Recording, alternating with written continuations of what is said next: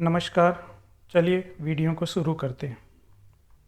Question number 1, Vijayanagar साम्राज्य का अंतिम राजवंश कौन सा था? ऑप्शन ए संगम वंश, ऑप्शन बी अरावेडु वंश, ऑप्शन सी तुलु वंश, ऑप्शन डी सालू वंश। चलिए 2 सेकंड आप सोच लीजिए। Correct answer is option B Aravidu वंश।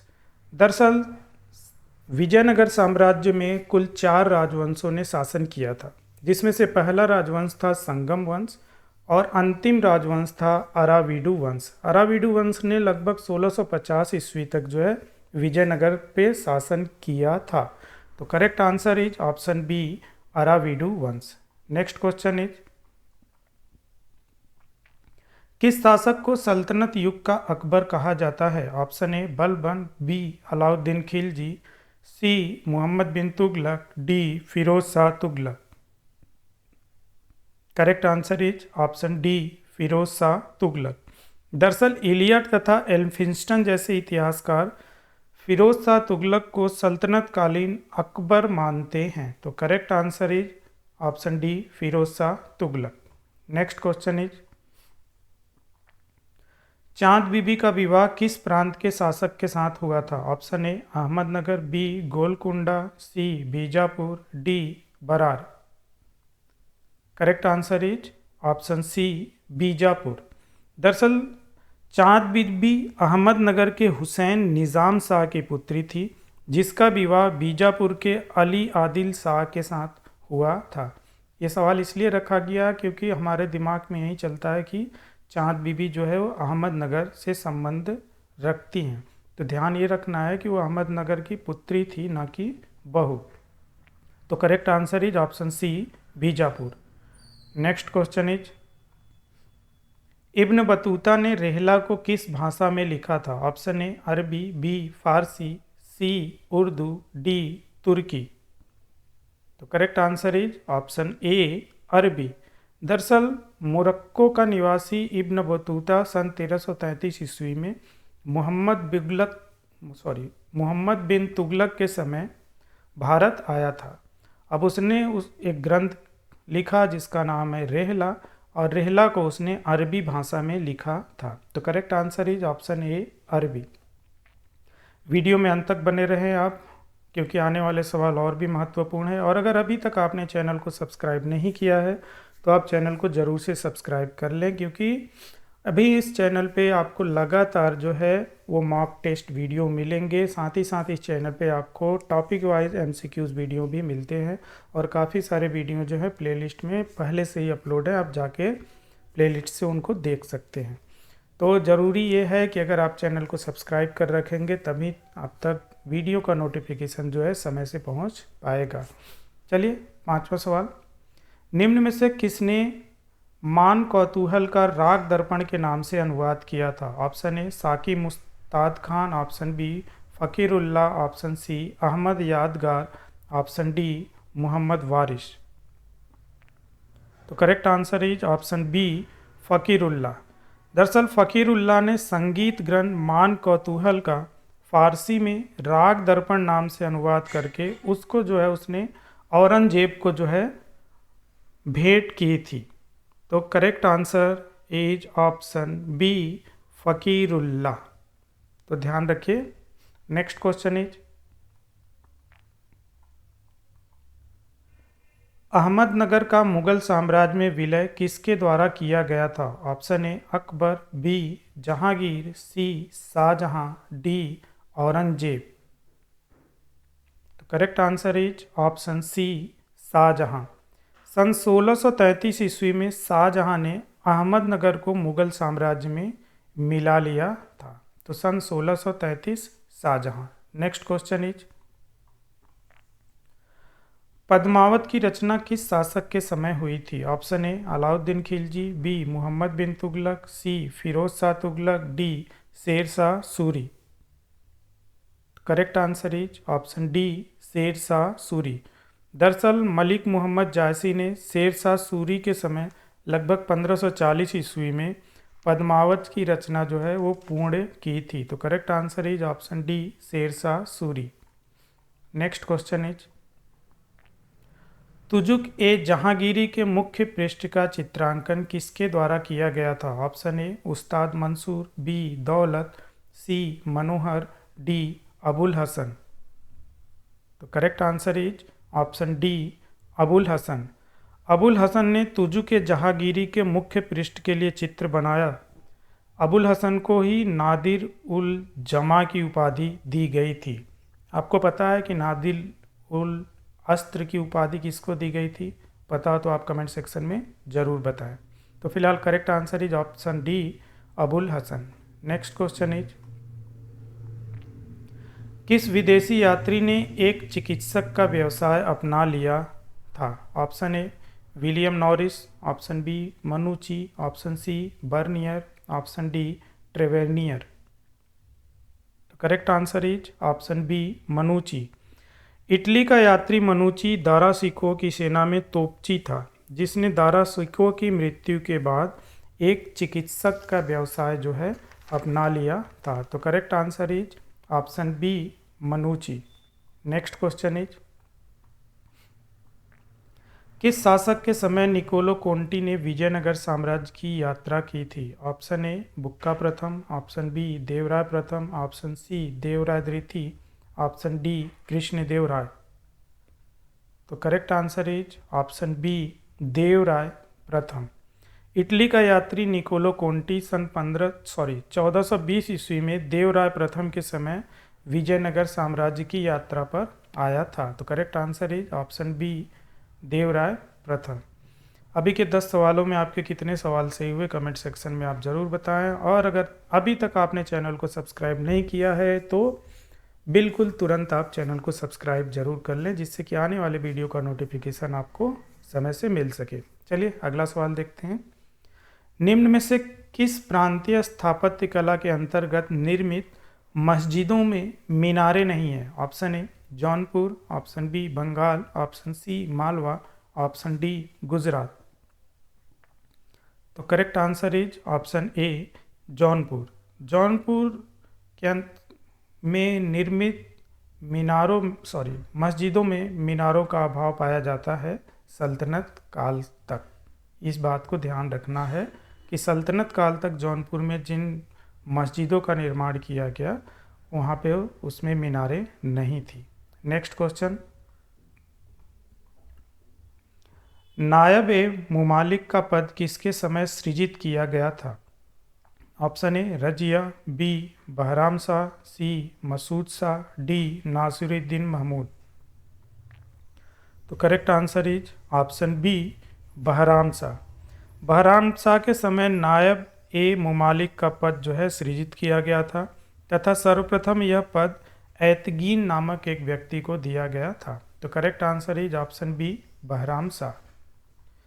Next question is, Sher Shah Suri ने सबसे कम भू राजस्व किस प्रांत से वसूल किया था? Option A Bengal, B Marwar, C Lahore, D Multan. तो correct answer is option D Multan. Sher Shah Suri के संपूर्ण साम्राज्य में भू राजस्व की दर जो है वो 1/3 थी, जबकि मुल्तान में यह दर जो है 1/4 थी।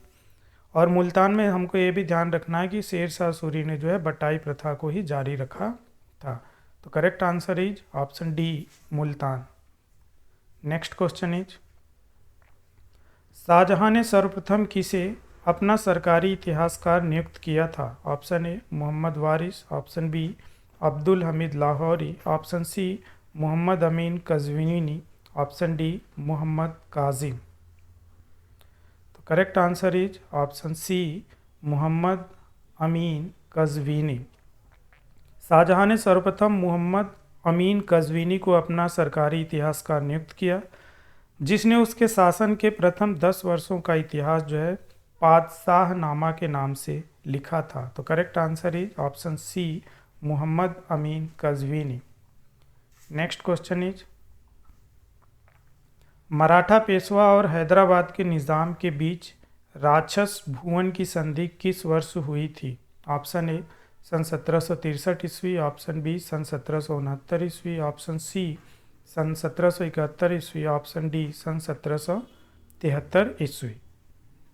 तो correct answer is option A, सन 1763 ईस्वी।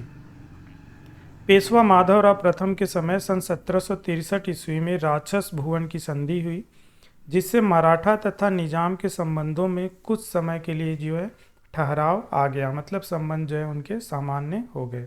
तो correct answer is option A, सन 1763 ईस्वी। नेक्स्ट क्वेश्चन इज,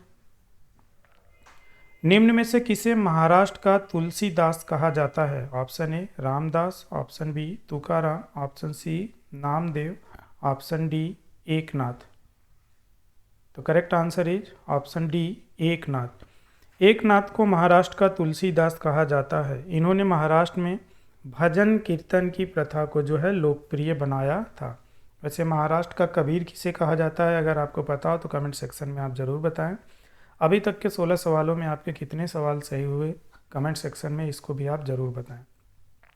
चलिए अगला सवाल, किस सूफी संत को बंदा नवाज के नाम से भी जाना जाता है? Option A Moinuddin Chishti, option B Gesu Daraz, option C Nizamuddin Auliya, option D Sheikh Salim Chishti.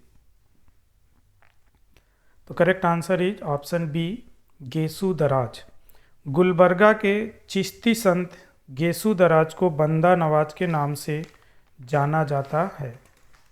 वैसे गरीब नवाज के नाम से किसे जाना जाता है, अगर आपको पता हो तो कमेंट सेक्शन में आप ज़रूर बताएं। फिलहाल बंदा Nawaz, option B Gesu Daraz. Next question is, Ghiyasuddin Tughlaq का अंतिम सैन्य अभियान किसके विरुद्ध था? Option A Punjab, option B Warangal, option C Kampili, option D Bengal. तो correct answer is option D Bengal. Ghiyasuddin Tughlaq ने 1324 ईस्वी में बंगाल के विरुद्ध अपना अंतिम सैन्य अभियान किया था। इसी अभियान से लौटते वक्त जो है एक दुर्घटना में उसकी मृत्यु हो जाती है। तो correct answer is option D Bengal. Next question is, Akbar के दरबार में प्रथम ईसाई मिशन किस वर्ष आया था? ऑप्शन ए सन 1580, ऑप्शन बी सन 1591, ऑप्शन सी सन 1595, ऑप्शन डी सन 1598। तो correct answer is option A सन 1580 ईस्वी। अकबर के दरबार में दरअसल कुल 3 बार ईसाई मिशन आया था, जिसमें कि प्रथम ईसाई मिशन जो है वो सन 1580 ईस्वी में आया था।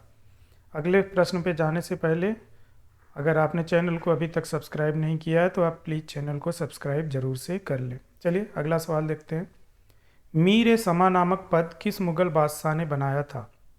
Option A Humayun, option B Akbar, option C Jahangir, option D Shahjahan.